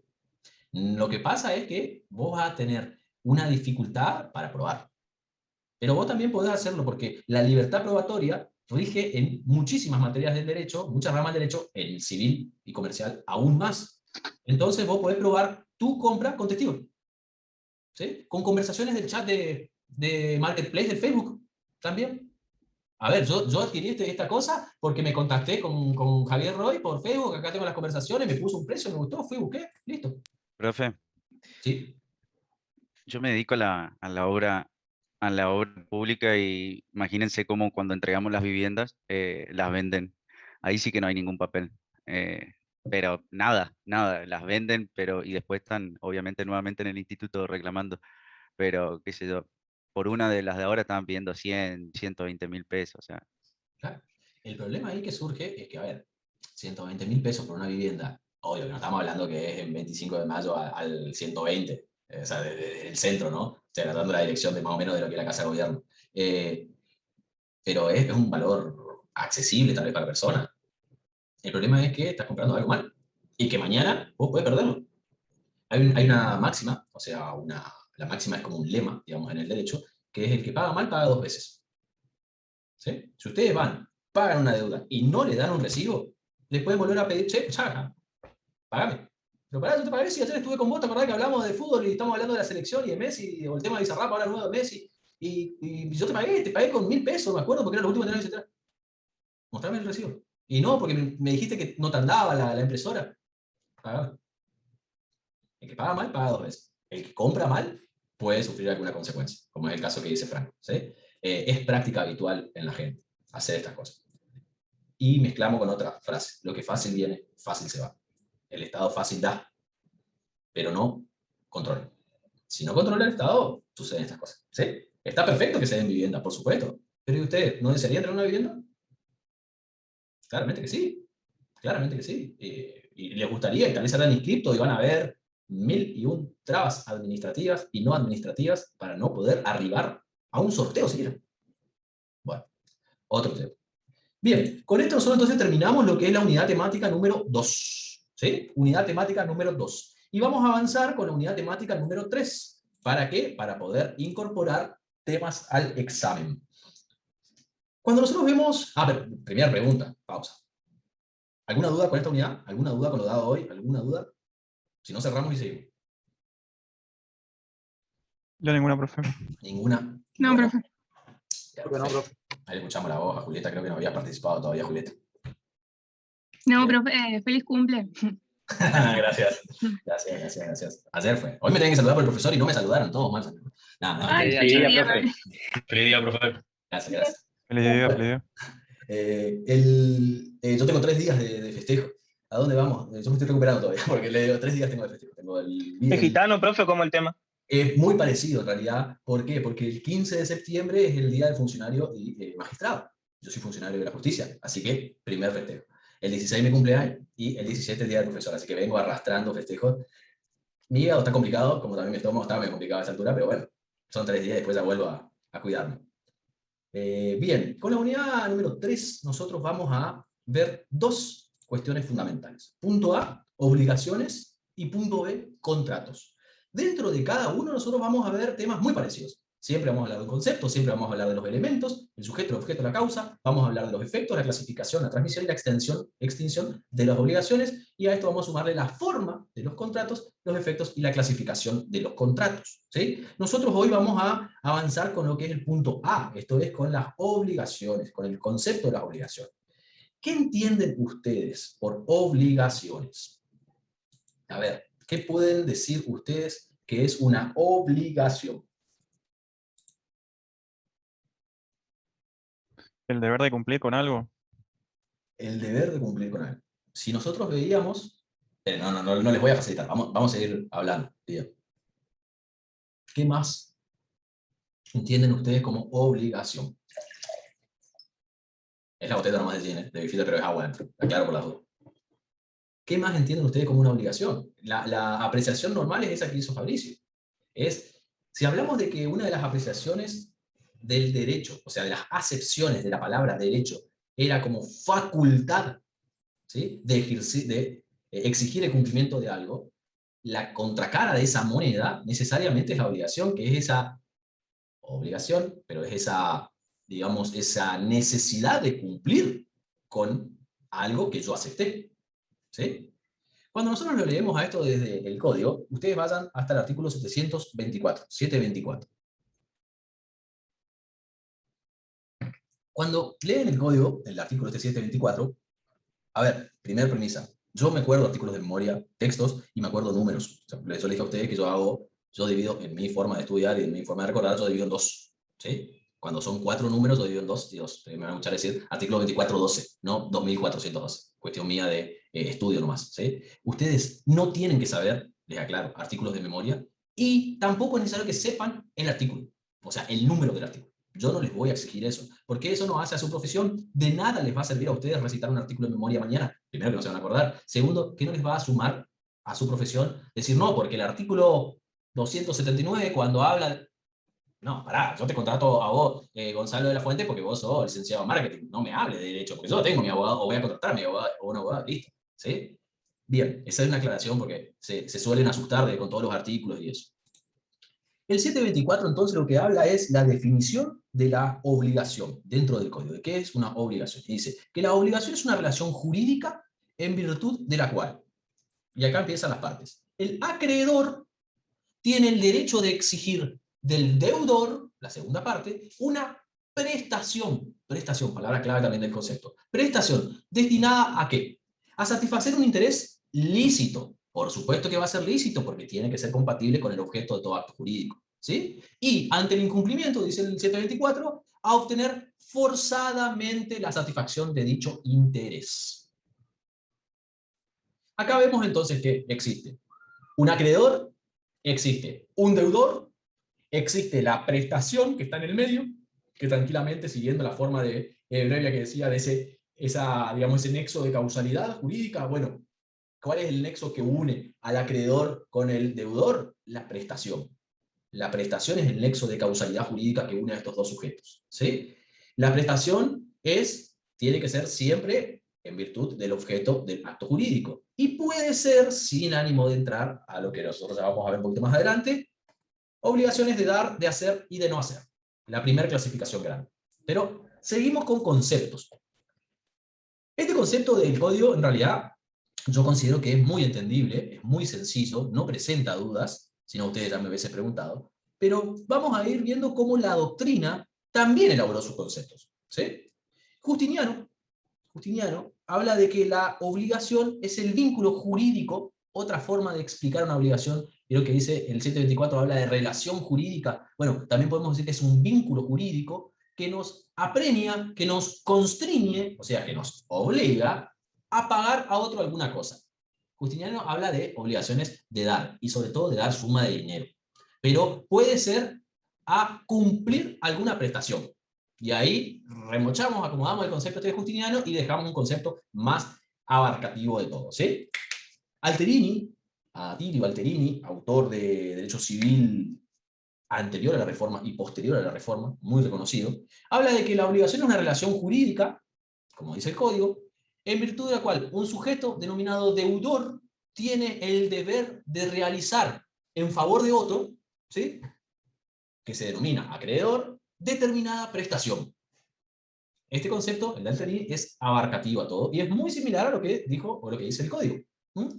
Y Borda dice que, Guillermo Borda, ¿se acuerdan cuando nosotros lo estudiamos en la unidad pasada, patrimonio, también lo nombramos a Borda? Bueno, Borda dice que es el vínculo jurídico establecido entre dos personas, y acá sí me gusta lo que dice Guillermo Borda, porque es el primero que dice, o grupos de personas, recuerden esto, ya vamos a ver, por el cual una de ellas, o un grupo de ellas, puede exigir de la otra, estamos hablando del acreedor, puede exigir de la otra, yo gesticulo acá y sé que la cámara no está saliendo porque la cámara no toma todo, pero bueno, ustedes entiendan, imaginen el resto de lo que yo estoy gesticulando, pero entonces esta persona, este acreedor, exige de la otra persona, que es el deudor, algo. ¿Sí? Puede exigir algo, dice Guillermo Borda. Y ese sujeto pasivo, que es el deudor, tiene el deber de dar, de hacer o de no hacer. ¿Sí? ¿Qué pasa acá? Vamos a hacer ciertas apreciaciones que las hace Guillermo Borda. Primero dice muy bien él que, y los otros autores también dejan entender, que puede ser una persona o un grupo de personas contra una persona o un grupo de personas. O sea, puede ser un acreedor o varios acreedores contra un deudor o varios deudores. Cuando hablamos de las partes decimos acreedor y deudor, o sujeto activo y sujeto pasivo, pero nos referimos siempre a que pueden ser varios sujetos, ¿sí? ¿Cuál es la función? La función de la determinación del sujeto. Puede ser, por ejemplo, en una obligación relacionada a lo que es derecho del consumidor, en una oferta masiva de productos, de que una casa de electrodomésticos ya no lo hacen más por una cuestión de costos y de cuidado del medio ambiente. Pero cuando ustedes eran chicos recordarán que les dejaban, sobre todo los que vivimos en el centro, les dejaban un folletito, una revistita, donde tenían productos, precios, cuotas, valores, todo, propaganda, publicidad, ¿sí? Respecto a eso. Bueno, ¿qué pasa? Eso obligaba a la empresa, a la firma. Si ustedes iban con eso, dentro de las pautas que estaba establecido en la fecha, cantidad de stock de productos, ¿sí? Lugares donde aplica y donde no aplica esa promoción, por ejemplo, determinado valor o cuotas, ustedes tenían que recibir ese bien pagando esos valores. Y ese bien, o sea, el que estaba estipulado ahí. Y por más de que, dicen siempre, las fotografías son meramente ilustrativas, eso es falso, de una falsedad absoluta. ¿Por qué? Porque con una fotografía, yo, oferente, puedo generar el convencimiento y puedo generar el acto jurídico con respecto a la otra parte. O ustedes me van a decir que no comieron en McDonald's porque en realidad la foto de la no sé cómo se llama, la hamburguesa, es espectacular. Por supuesto que sí. Ahora, cuando ustedes reciben la hamburguesa, no es así. Bueno, tranquilamente pueden plantarse y decirle, escúchame, la foto de ahí no representa, ¿cómo es que se llama la más común de ellos? Es la Mac. Big Mac, profe. La Big Mac. La Big Mac, la Big Mac. Bueno, sí, porque Big Mac es un índice económico. El valor Big Mac se da. Está relacionado a un tipo de cambio, ¿sí? Que seguramente lo leyeron, si no después fuera le explico. Es algo muy bueno. Pero, pará, la Big Mac que me estás entregando vos a mí, no, hermano, tiene ni la cantidad de productos que tiene la otra. Se van a ganar una buena discusión, pero en definitiva van a ganar, ¿sí? Después les cuento situaciones que viví en McDonald's y que terminé comiendo gratis varias veces, pero no por McDonald's en sí, sino por situaciones que se estaban dando en el producto, ¿sí? Bueno, entonces, ahí hay un sujeto determinado, el sujeto es McDonald's, o la firma de electrodomésticos, como nosotros veíamos, y hay una cantidad de otros sujetos indeterminados. Porque esa publicidad, ese librito que yo les digo, no dice, che, miren que esta tele de 32 pulgadas, Philips, no sé, modelo, es para Javier Roy nomás. Sino que es abierto al público. Todo el que reciba esa información es sujeto, ¿sí? Pero esa indeterminación se va a ver modificada al momento de practicar el acto jurídico. Cuando yo, Javier Roy, vaya a la casa de electrodoméstico y le diga, che, mirá, quiero esta tele, bajo estas condiciones, con estas cuotas, con estos valores, con estas características. Ahí se va a transformar esa indeterminación de sujetos en una determinación. ¿Puede ser indeterminado? Sí, los sujetos pueden ser indeterminados. Pero va a llegar un momento donde va a ser determinado. Siempre. Para nosotros hablar de una obligación o de un contrato, cuando veamos los sujetos, ya me estoy adelantando, vamos a encontrar que en algún momento van a estar determinados. Va a ser sujeto A y sujeto B. Siempre. Puede ser Profe, una A pregunta. Después. ¿Sí? Disculpe la interrumpa. ¿Qué pasa si en Argentina, por ejemplo, una empresa X saca esto, lo tiene en su local, que por ejemplo acá es una práctica muy normal con Farmar, que tienen todas sus tiendas, una pequeña revistita, y pone de primero de mes a fin de mes, y en el medio hay una hiperinflación en Argentina, y cambian todos los precios? ¿Eso te sirve como prueba para pelear y que te cobren eso? Sí, por supuesto. Pero eso no va en contra de las buenas costumbres, profesor. No, porque en realidad ellos solo se pusieron ese plazo. Porque ellos podrían haber dicho, mirá, nuestras ofertas tienen una semana de duración. No, ellos mismos dijeron, tienen un mes de duración. Bueno, dentro de ese mes, en la cuestión de Argentina, en la cuestión económica argentina, hay una alea enorme. Alea es suerte en latín, ¿eh? Hay una alea enorme. ¿Cómo modifican ellos eso? Te dicen, el plazo de la oferta, supongamos, del 1 de septiembre al 30 de septiembre, creo que tiene, o tiene 30 días, me parece, o hasta agotar stock. Que le dijo la legislación, bueno, vos tenés que aclarar cuántos stock hay. 500. ¿Cómo sabemos nosotros, consumidores, que vendieron 500 y que ya no tienen stock? Imposible saber. Pero de esa forma, ellos dicen, che, no, mira, esa promoción no está más vigente. ¿Por qué si estamos en fecha? Porque no tenemos más stock. Llegado a juicio, ellos tendrían que probar, ¿no? Pero ¿qué consumidor va a ir a juicio para decir, che, ya vendemos un shampoo a 50 pesos menos? Porque estaban promo. Podríamos hacerlo, pero es caro. Es más caro. Eso es lo malo del proceso judicial. ¿Entendés, Franco? Esa es la forma. Yo le miro, yo le doy la vista a los dos lados. Sí, no, yo lo pienso desde el punto de vista, yo como comerciante, para yo cuidarme. Yo lo pienso así. ¿no? Ahí te Por eso la pregunta. Ahí está. No sé qué vendés vos, pero o sea, yo me estoy ganando un par de... Una vivienda con Franco, que no va a pasar nunca, y con el otro Franco algo que... bueno, y Matías que vende, compra y venta de Lo que motos. sea, sí. lo que sea. Tengo un par en el barrio Don Santiago, profe. No, te agradezco, un poquito más, no tanto, el asentamiento Zampa, no, nada ahí, pero un poquito conflictivo esos lugares son. Yo siempre dije, esto sí es a modo de chiste y se los aclaro antes, de que para mí Resistencia termina, vieron que en el mapa en los viejos mapas cuando el mundo era considerado plano, estaban las 4 tortugas o 4 elefantes que en las esquinas, que eran lo que sostenían, y que después de eso era el abismo. Bueno, para mí después de la soberanía nacional viene el abismo, pero chistoso, o sea, es un chiste, ¿no? Es como decirte, es complicadito, es medio picantón la zona, y bueno, y después para el otro lado también pasa lo mismo, para muchos lados. Sí, profe, imagínense que nosotros también hicimos, ya que estamos, hicimos el barrio Tobal, que está allá por 25 de mayo. Y un domingo, un lunes, cuando arrancamos después del fin de semana, al Sereno lo encontramos atado. Porque lo desvalijaron, pobre. ¿Cuánto tiempo estuvo atado ese pobre hombre? Desde el sábado, dice que. Pero bueno. Bueno, así hay muchos así, hay muchos así. Suerte que estaba solamente atado. Yo he tenido expedientes donde no solamente estaba atado, sino estaba golpeado y estaba abusado. ¿Con qué objetos? Si se fueron a robar. Bueno, la mente del hombre, y de la mujer también, en el aspecto delictivo es hermosa. En el sentido de que no tenemos límites. El único límite está acá dentro nuestro. Bien.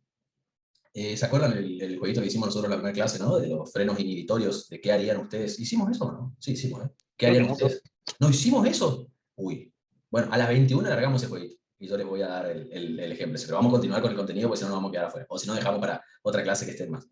Bueno, continuamos entonces con lo que es el concepto de obligaciones. ¿Qué pasa? También puede suceder que yo ponga un aviso, redes sociales hoy en día, en el diario, en la antigüedad, o sea, en la antigüedad, años anteriores, no digamos que están en la antigüedad, que gratificaré devolución, billetera con documentación a nombre de Javier Roy. Bueno, ahí eso no está destinado a un sujeto. El que me devolvería sería el acreedor, ¿no? Bueno, no está destinado a un sujeto, sino que está destinado a un número indeterminado de personas. Muchas personas pueden devolverme eso. También pasa con los títulos al portador, ¿sí? Con los cheques al portador. También. Ahí no está determinado el sujeto que va a cobrar el cheque. Va a ser determinado cuando se presenta a ventanilla y lo cobre o lo deposite. ¿Sí? Continuamos entonces con los elementos de las obligaciones. Estos elementos, sujeto, objeto y causa, son elementos sine qua non. Son condiciones sine qua non. Ya ustedes saben, escucharon varias veces de mi boca salir la frase sine qua non. Sine qua non se refieren a que si no están presentes, es imposible hablar de una obligación. Sí o sí deben existir, deben estar presentes. Ahí nos referimos a que son componentes que integran sí o sí una obligación. Digamos, un elemento sine qua non de un auto es el motor. Si no tiene motor, no va a poder ser un auto. ¿Sí? Las ruedas, si no tiene motor, no va a ser un auto. Un elemento que no es una condición sine qua non puede ser el techo. Puede ser un auto igual sin techo. ¿Sí? Vayamos a otro elemento. Una casa. Sí, una casa sí o sí tiene que tener techo. Un elemento de una condición sine qua non sí o sí tiene que tener techo. Seguramente Franco, vos sabés, no está Franco, se fue, pero bueno, cómo entregan, o sea, cómo van avanzando las viviendas de la construcción, lo último que hacen es el techo. O las paredes, o sea, perdón, las paredes no, o los cerramientos con puertas o ventanas, porque ahí es cuando se mete la gente y usurpa. ¿Sí? Bien, bueno, cuando hablamos entonces nosotros de sujetos, ya estuvimos viendo bastante. Toda obligación tiene por lo menos un sujeto activo, que es el acreedor, y por lo menos un sujeto pasivo, que es el deudor. Pueden ser sujetos únicos, uno de cada lado, o pueden ser sujetos múltiples, de cada lado. Puede existir un solo acreedor y muchos deudores, o un solo, por ejemplo, la condición de un banco, ¿sí? O o muchos acreedores y un solo deudor, también, ¿sí? Lo importante acá es que, recuerden lo que yo les dije recién con la característica determinado o determinable, ¿sí? Lo normal es que esté determinado al inicio, pero... Esperen, Franco. Bueno, Lautaro, espera, vamos a hacer algo porque no saqué la foto aún de de la asistencia. Antes de que se vayan. Ahí estamos. Tengo 2 ahora. Profe Milesi también estaba, pero viste que pusieron que se le fue internet. Sí, se le fue internet. Bien. Bueno, con respecto entonces a los sujetos, ya vamos cerrando la idea, vamos avanzando, que ¿quién puede ser sujeto? Cualquier persona física o jurídica que tenga capacidad. ¿Sí? ¿La capacidad para qué? Para el acto jurídico. Si vamos a hablar de un acto simple, por ejemplo, un acto jurídico puede ser el, pagar el boleto de un colectivo de, interurbano o urbano, la capacidad que se requiere es mínima. Ahora, si estamos hablando de disponer un bien registrable, por ejemplo, un campo, una propiedad, una casa me refiero, un auto, una moto, bueno, la capacidad ya tiene que ser una capacidad de administración y de disposición, por sobre todo, de esos tipos de bienes. ¿Quién puede ser acreedor y quién puede ser deudor? Acá hay una explicación que muy pocos autores dicen y que se refiere a que en realidad, en una relación jurídica de obligación, el mismo que es acreedor es deudor, dependiendo de cuál es el papel que va a tener en ese acto jurídico. ¿Sí? Puede actuar con ese, no doble papel, sino un papel determinado al momento. Si nosotros vemos una compraventa de cualquier bien, la prestación por parte del acreedor sería, ¿qué cosa? Entregar el dinero. La prestación por parte del deudor sería el de entregar la cosa. La obligación entonces está generada por ese lado. Pero del otro lado también podemos decir que el deudor tiene ese derecho a recibir el valor. Tiene la obligación de entregar el bien. Y el acreedor tiene el derecho de recibir el bien y la obligación a pagar el dinero o cumplir la satisfacción. ¿Sí? Por eso es importante de que sepamos que en realidad esto no es, como todo el derecho, no es un compartimiento sin movilidad. Sí o sí puede fluctuar, puede modificarse. Es más, vamos a ver ya en la clase siguiente, después del parcial, cuando veamos los modos de extinción, cómo un sujeto puede transformarse en el otro sujeto. O sea, un acreedor puede ser su propio deudor, cuando, por ejemplo, hereda a su padre. O recibe ¿cuáles de esas populares sesiones de derecho? ¿Sí? Pero eso vamos a dejarlo para adelante, para la clase que viene después del parcial. El objeto, ya vimos bastante relacionado a objeto cuando vimos nosotros el objeto del acto jurídico. Acá vamos a hablar de lo mismo. Nosotros vamos a hablar que la obligación, ¿sí?, contraída recae en esa prestación. El objeto es la prestación, lo que debe ser cumplido. Esa prestación prometida por el deudor. Siempre va a ser una conducta humana. Siempre va a ser una conducta humana para cuando nosotros hablamos de obligaciones, ¿sí? ¿Cómo puede ser una conducta humana? Bueno, puede ser una obligación de dar, como yo les decía, una obligación de hacer o una obligación de no hacer. El artículo 953 y el 279 también, 953 del Código Civil y Comercial, perdón, del Código Civil y el 279 del Código Civil y Comercial, estipulaban que el objeto tiene que ser determinado o determinable, tiene que ser posible, tiene que ser lícito, tiene que ser conforme a la moral y a las buenas costumbres, ¿sí? No, por lo tanto, no puede ser imposible, al ser lícito no puede ser ilícito, no puede ser lesivo de derechos de terceros, ni tampoco puede atentar contra la dignidad humana. Che, vamos a ver. Matías Brown, mirá, yo te ofrezco, te doy $3.000 si vos haces 300 metros gateando como un bebé con un pañal. ¿Afecta? Obvio, yo aceptaría los $5.000, dale, claro, pero ¿afecta la dignidad humana? Sí, afecta la dignidad humana. ¿Sí? Sí, Por lo tanto, no puede ser el objeto. Fíjense cómo se llenaron, todos están buscando Mercado Libre de disfraz de bebé, por las dudas. Aunque estaría bueno. Profesor, ¿y qué pasa si uno, por ejemplo, en vez de, como usted lo dice, uno lo adorna mejor y le dice que está en una carrera en la que tiene que andar de rodillas, con las manos y disfrazado? ¿Qué pasa si uno cambia un poco la escritura? Cambia totalmente todo. Ahora, en esa carrera te pregunto yo, ¿estoy solo yo como competidor o estamos varios? No, se puede agregar muchas personas también, y el que llega primero gana la plata.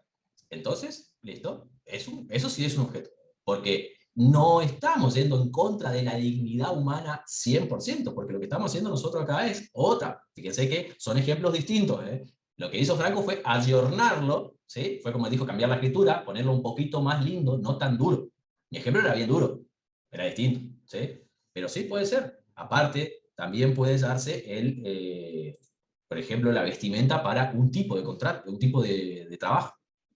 ¿Vieron de lo que hacen de mascotas? o los que tienen que vestirse de cierta forma para cumplir su trabajo. Bueno, también, eso tiene que estar. Ahora, si eso es ofensivo a la dignidad, si yo, por ejemplo, voy a exigir que la mujer ande con un hot jean, ahí ya no podemos hablar de un acto jurídico. Inclusive va hasta es contrario a las morales y las buenas costumbres. ¿Sí? El hombre también, con hot jean también, ¿eh? No varía el sexo, pero lo más común sería el otro. Bueno, ¿qué más podemos decir? Sí o sí tiene que existir una obligación, porque dijimos un objeto, porque dijimos que es uno de los elementos que está estipulado como una condición sine qua non. Tiene que ser material y jurídicamente posible, además de eso tiene que ser lícito, como dijimos, tiene que ser determinada o determinable, más adelante, y tiene que tener una susceptibilidad de ser valuada pecuniariamente. ¿Qué significa esto? Que tiene que tener un valor económico. ¿Sí? Por lo tanto, al tener un valor económico va a tener un interés patrimonial o extrapatrimonial también por parte del acreedor. ¿Sí? Fíjense que dice esto, que yo me refiero, en realidad es que susceptible a valoración económica. Una obligación puede nacer a través de un contrato de donación. En un contrato de donación no hay dinero de por medio. Por algo es una donación. Yo entrego voluntariamente un elemento, un bien, inmueble, mueble, lo que fuese, a cambio de nada. Más que un agradecimiento, o puede haber, por ejemplo, una condición o un cargo. Por ejemplo, que vaya, cuando yo me muera, vaya y rece o lleve flores a mi tumba una vez por mes, o todos los cumpleaños. ¿Sí? Eso puede ser. O, por ejemplo, también puede ser una abstención de que yo le entrego mi campo, pero que no construya ninguna propiedad ahí, sino que lo deje como un refugio de aves. Supongamos. La causa. Bueno, acá vamos a entrar a bailar un poquito más. Cuando hablamos de causa, lo que estamos hablando es del hecho que origina a la obligación. ¿Sí? Ese hecho origina y da fundamento, da nacimiento a la obligación. Vayan al artículo 726. El 726 habla de causa y dice, no hay obligación sin causa. Por supuesto, porque es un elemento con bajo la condición sine qua non. ¿Sí? Es decir, sin que derive de algún hecho idóneo para producirla, a la obligación, de conformidad con el ordenamiento jurídico. ¿Qué significa? Que sí o sí tiene que existir una causa, y esa causa va a estar derivada en uno de los hechos jurídicos, ¿sí? O también de los actos, lícitos o ilícitos, jurídicos también. Después puede decir también, y es lo que se conoce como, esto es todo causa fuente, también puede surgir de las relaciones de familia, por ejemplo, de las herencias, o de las relaciones civiles, como yo les decía, una donación, ¿sí? Eso es lo que es la causa fuente. La causa fuente es el nacimiento, de donde nace, de donde surge la obligación. Por otro lado tenemos la causa fin. La causa fin está en el artículo 281, y lo que hace es tratar de explicar el fin inmediato por el ordenamiento, que autoriza el ordenamiento jurídico, por supuesto, que determina la voluntad. ¿Sí? ¿Qué significa esto? Que son los motivos exteriorizados cuando sean lícitos. O sea, yo me refiero a que hayan sido incorporados en el acto de forma expresa, o tácitamente si son esenciales para ambas partes. La causa fin es la finalidad que tuvieron las partes para crear la obligación. Por ejemplo, un contrato de alquiler. ¿Cuál es la causa fuente y cuál es la causa fin? Una sería la ocupación del lugar. La ¿Esa cuál? ¿Esa cuál es? ¿La fin o la fuente? El fin. La fuente es el lugar. No, la fin es la causa que dijo Matías, es la ocupación. ¿Cuál es la finalidad que yo tuve al contratar, al alquilar el departamento? Venirme a vivir acá, ¿sí? Usarlo de vivienda. Esa es la finalidad. ¿Y la causa fuente? La necesidad de una vivienda donde vivir. Bien, Fabricio. Exactamente. ¿Vos escuchaste la clase del cuatrimestre pasado o algo? ¿O tenés una punta del año pasado? No, pues lógica nomás. Ah, bien. Bien, exactamente. La necesidad, la satisfacción de ese derecho humano de acceder a una vivienda digna. ¿Sí? Exactamente. Lo mismo sería, por ejemplo, la causa fin y la causa fuente cuando yo compro un vehículo. La causa fin puede ser y hacer un viaje. Esa es la finalidad. ¿Sí? La causa fuente es satisfacer mi derecho o mi necesidad también de la locomoción, o sea, de trasladarme de un lugar a otro. Son muy parecidas, pero lo que ustedes tienen que tener en cuenta es que, bien como dice el nombre, la causa fin, finalidad, objetivo. La causa fuente es la que dio nacimiento a la obligación. ¿Sí? Continuamos un poquito más con los actos, de las obligaciones, perdón, con las causas de las obligaciones. Cuando hablamos de la causa de las obligaciones, estamos hablando de lo que es referido a la causa fin, ¿no? Lo que es el artículo 281. ¿Alguno tiene a mano el 281? ¿Pudo acceder al 281? Si no, vamos a llegar al 281. Acá está. Y dice, la causa del fin es el fin inmediato autorizado por el ordenamiento jurídico que ha sido determinante de la voluntad. Nadie se va a preguntar, o nadie me va a preguntar realmente, cuando yo alquilo un contrato, o sea, me realizo un contrato de alquiler para vivienda, sí, ¿y a vos te satisface realmente la necesidad de vivir o de tener una vivienda digna? Estamos hablando de la causa fuente, nadie lo va a hacer. Pero sí van a estipular en el contrato cuál es la causa, fin, vivienda única. O sea, el destino de esta vivienda va a ser eso, habitarla, vivir, no por un comercio, sino tengo que hacer otro tipo de contrato. ¿Sí? ¿Me siguen hasta acá? ¿Me siguieron hasta acá? Sí. Sí, profe.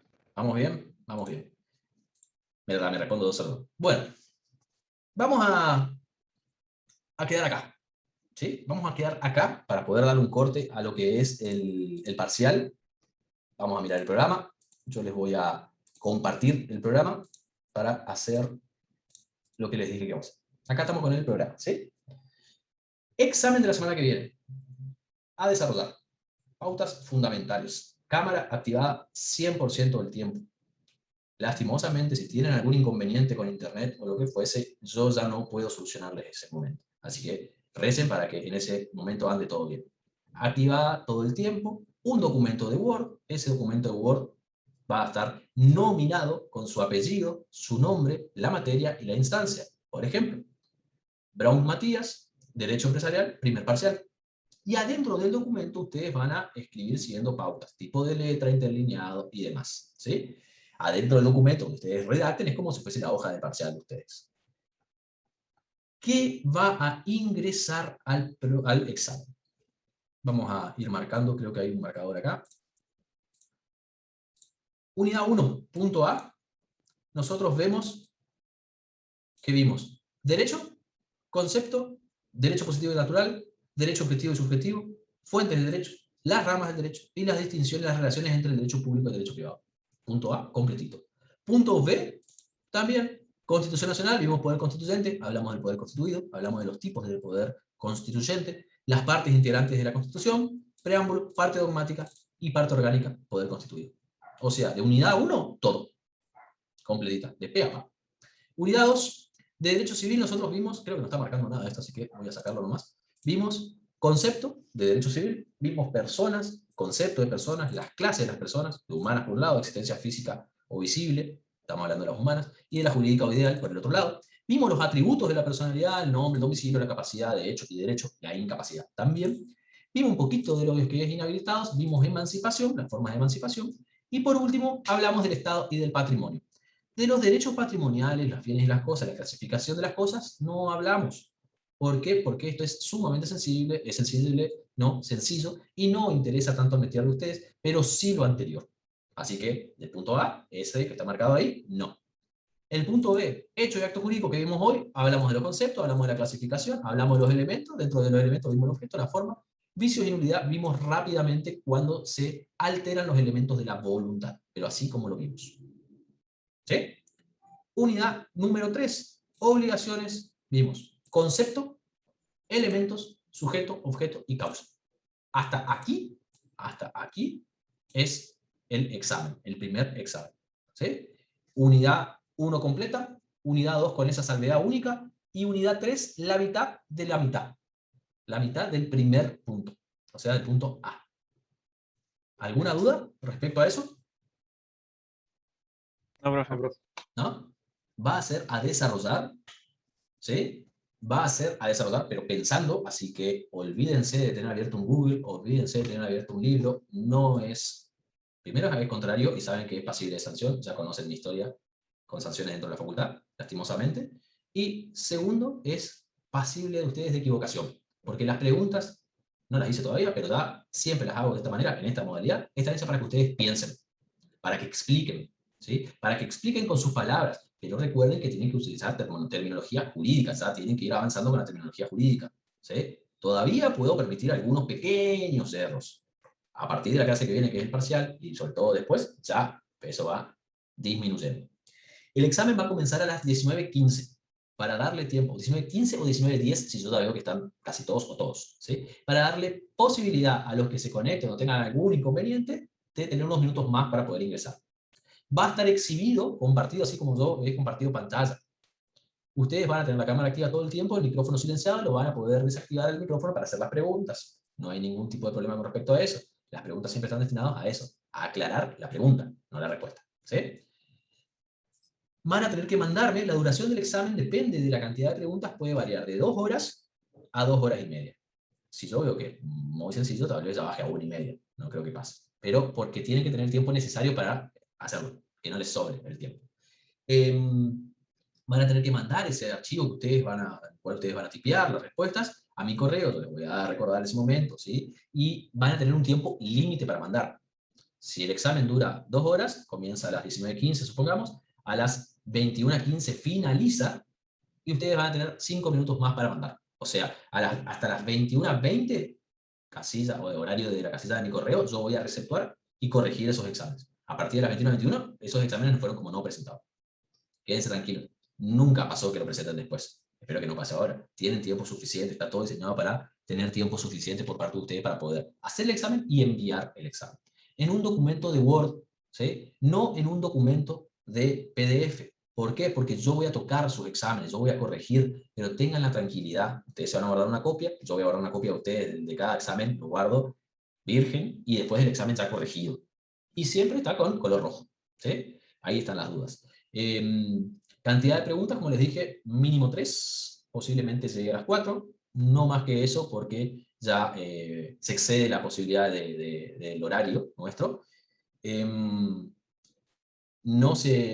ustedes ingresan después, a las 19:15 comenzó el examen, ingresan a las 8, a las 20, pueden rendir, por supuesto que sí, pero van a tener menos tiempo. El tiempo no se extiende para cada uno, sino que el tiempo es el mismo para todos.